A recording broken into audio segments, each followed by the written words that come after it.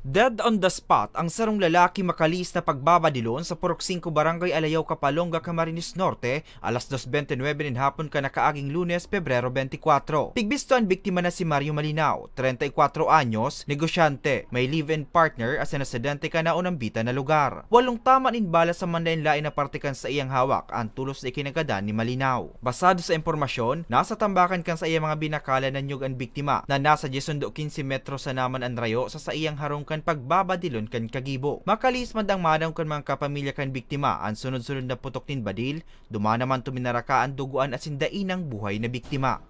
Iyo po pag-abot may na talaga may tama siya ning hali sa caliber 45 na baril.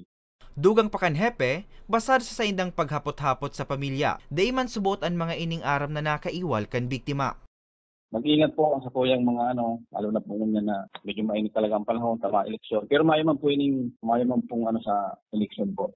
Sa ngunyan, igwa ng person of interest ang PNP asin may pigsisilip ng motibo sa krimen. Para sa mga baretang Tatak Bicol, Hercules Barbacena.